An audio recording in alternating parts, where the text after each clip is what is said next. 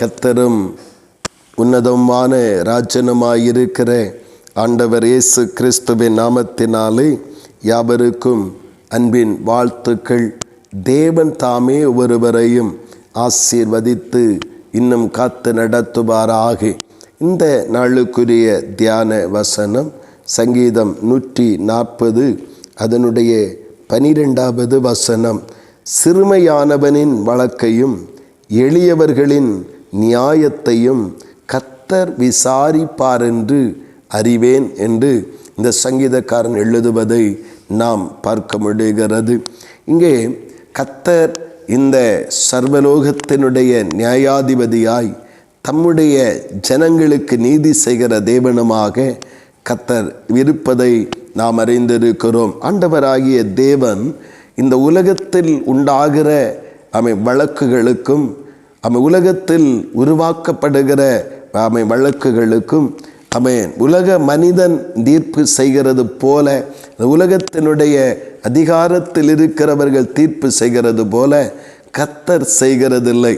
ஆண்டவருடைய நாமத்தினாலே எளியவர்களுடைய சிறுமைப்பட்டவர்களுடைய கூக்குரல் ஒடுக்கப்பட்டவர்களுடைய அந்த வழக்குகளை கர்த்தர் விசாரித்து நடத்த ஆரம்பிக்கிறார். அதைத்தான் இங்கே சங்கீதக்காரன் சொல்லும்போது சொல்லுகிறான், அவர் சிறுமையானவர்களுடைய வழக்கையும் எளியவர்களின் அங்கே நியாயத்தையும் கர்த்தர் விசாரிப்பார்.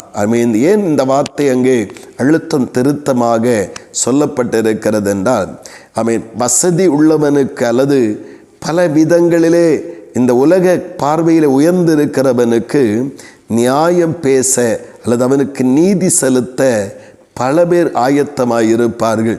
எளியவர்களும் கைவிடப்பட்டவர்களும் சிறுமையானவர்களுமாய் இருக்கிறவர்களுடைய நியாயத்தை கூர்ந்து கூட கவனித்து கேட்கக்கூட இன்றைக்கு மனிதர்கள் விருப்பமில்லாமல் இருப்பார்கள். ஆனால் வேதம் சொல்லுகிறது, எளியவர்களுடைய அந்த நியாயத்திற்கான குரலை மனிதன் கேட்காமல் இருந்தாலும், அதிகாரத்தில் இருக்கிறவர்கள் கேட்காமல் இருந்தாலும், கர்த்தர் அந்த கூப்பிடுதலை கேட்டு அவர்களுடைய நியாயத்தை விசாரித்து நியாயமான காரியங்களை அவர் வாழ்க்கையில் உண்டாகும்படிக்கு கர்த்தர் அந்த எளியவனுடைய வழக்கை விசாரித்து அவனுக்கு நீதி உண்டாக வழிகளை திறக்கிறவராய் காணப்படுகிறார். இன்றைக்கு ஒருவேளை எளிமையான ஏழை என்பதனாலே இல்லது அந்த சமுதாயத்தோடு சொந்தங்களோடு உறவுகளோடு சேர்ந்து இணைந்து வாழ தகுதியற்றவர்களைப் போல எண்ணுகிற உங்களுக்குத்தான் கர்த்தருடைய ஆவியானவர் இந்த வார்த்தையை கொடுக்கிறார். நியாயம் வசதி இல்லாததுனால நியாயம் இன்றைக்கு கிடைக்காமல் இருக்கலாம். உலக சம்பத்துக்கள் ஆஸ்தி ஐஸ்வர்யங்கள் இல்லாமல் இருக்கிறதுனாலே பல இடங்களிலே நாம் சிறுமைப்படுத்தப்பட்டும் நம்முடைய நியாயமான காரியங்களை பறிக்கப்பட்டு நாம் போயிருக்கலாம். ஆனால் இவைகளையெல்லாம் கவனிக்கிற ஆண்டவர் எளியவர்களுடைய வழக்கை விசாரித்து நீதி உண்டாக அற்புதம் செய்கிற தேவனாய் காணப்படுகிறார். இந்த காலை நேரத்தில் நமக்காகவும் கர்த்தர் பெரிய காரியங்களை செய்வதற்காக தம்முடைய இரக்கத்தினாலே நம்முடைய வழக்கையும் அவர் விசாரித்து நடத்துவார். யாரும் என்னுடைய கூப்பிடுதலுக்கும் என்னுடைய காரியங்களுக்கும் வழக்காடுவதற்காய், நியாயம் பேசுவதற்காய், நீதி செலுத்துவதற்காய் ஆட்கள் இல்லையே என்று புலம்பலாம். ஆனால் கர்த்தர் எளியவர்களுடைய வழக்கை விசாரித்து அவர்களை நீதியான காரியங்களிலே தம்முடைய நல்லதொரு தீர்ப்பை செய்து நம்முடைய தலைகள் குனிந்து போக அல்ல, நம்முடைய வாழ்வின் பகுதிகளிலே குறிந்த இடங்களிலே தலைகள் உயர்த்தப்படுவதற்கு ஏதுவான நீதியான தீர்ப்பை கொடுத்து கர்த்தராகிய தேவன் மகிமைப்படுத்துவார்.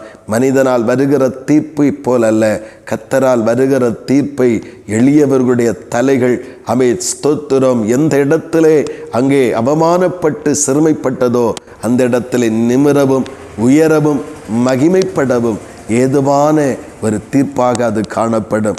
இன்றைக்கு ஆண்டவராகிய தேவன் நமக்காக நம்முடைய வழக்கை விசாரித்து நம்முடைய காரியங்களிலே நீதியான தீர்ப்பு செய்து நம்முடைய தலையை உயர்த்துவார் என்கிற நம்பிக்கையோடு கர்த்தரிலே மகிழுவோம். கர்த்தராகிய தேவன் நமக்கு அப்படியே செய்வாராக. ஆமேன் ஆமேன். செபி ஜெபிப்போம். பரலோகத்தின் நல்ல ஆண்டவரே, பரிசுத்தமான இந்த நல்ல காலை நேரத்தில் தகப்பனே, உம்முடைய நாமத்தை தொழுது கொள்ளவும் உம்முடைய நாமத்தை உயர்த்தவும் அந்த கிருபைகளுக்காக ஸ்தோத்திரம். கர்த்தாவே, நீர் தந்த வார்த்தையின்படி கர்த்தர் எளியவர்களின் வழக்கை விசாரித்து சிறுமையானவர்களுக்கு நியாயத்தை செய்கிற தெய்வம் அல்லவா கர்த்தரே. அப்போ எளியவனுடைய கூப்பிடுதலுக்கும் கூக்குரலுக்கும் செவிசாய்க்க மறுக்கிற இந்த உலகம் ஆண்டவர், உலக அதிகாரங்கள் ஆண்டவரே, அந்த சிறியவனுடைய கூக்குரலை கேட்டு பரலோகத்தின் தேவன் இறங்கி அவனுடைய நியாயத்தை கெட்டுப்போகாமல் நீதி உண்டாக செய்து அவன் தலையை உயர்த்துகிற தேவன் என்பதை நாங்கள் அறிந்து விசுவாசிக்கிறோம்.